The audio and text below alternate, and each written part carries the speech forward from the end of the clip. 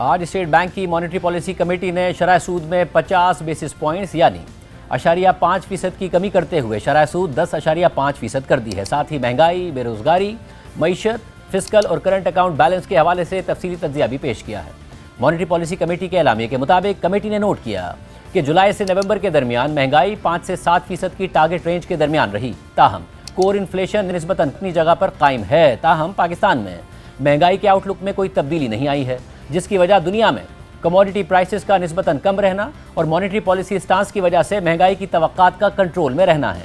Monetary policy committee کے assessment کے مطابق معاشی سرگرمیوں میں مسلسل بہتری آ رہی ہے، جس کی وجہ ہائی فریکوینسی اکنامک انڈیکیٹرز میں بہتری ہے، جن میں اس مالی سال کی پہلی سہ ماہی میں لارج اسکیل مینوفیکچرنگ میں توقعات سے زیادہ اضافہ شامل ہے۔ مگر مانیٹری پالیسی کمیٹی نے یہ بھی نوٹ کیا ہے کہ بین الاقوامی ماحول اب بھی چیلنجنگ ہے، خاص طور پر برآمدات کے لیے، اور اس کے میکرو اکنامک آؤٹ لک پر اثرات پڑ سکتے ہیں۔ اس پس منظر میں قیمتوں میں استحکام کو یقینی بناتے ہوئے مانیٹری پالیسی کمیٹی نے یہ محسوس کیا کہ معاشی ترقی کو سپورٹ کرنے کے لیے شرح سود میں کمی کی گنجائش موجود ہے۔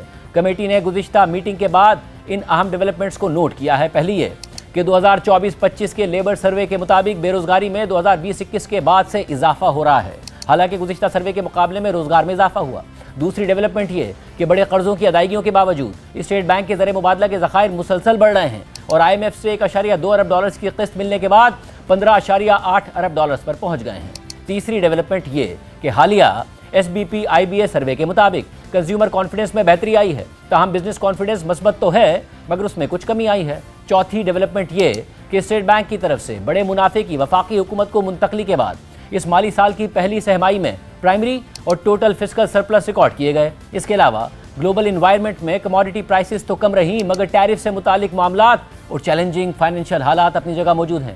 مانیٹری پالیسی کمیٹی کے اعلامیے کے مطابق ان حالات کو مد نظر رکھتے ہوئے کمیٹی نے یہ نوٹ کیا کہ پاکستان میں شرح سود پازیٹیو ہے، جس سے میڈیم ٹرم میں مہنگائی کو 5 سے 7% کے ٹارگٹ میں رکھنے میں مدد ملے گی اور پائیدار ترقی میں مدد ملے گی۔ اس تناظر میں مانیٹری پالیسی کمیٹی اس بات پر دوبارہ زور دیتی ہے کہ کوآرڈینیٹڈ اینڈ پروڈنٹ مانیٹری اور فسکل پالیسیز کا تسلسل برقرار رکھا جائے، ساتھ ہی اسٹرکچرل ریفارمز کیے جائیں تاکہ معیشت زیادہ اور پائیدار معاشی ترقی کی طرف گامزن ہو سکے۔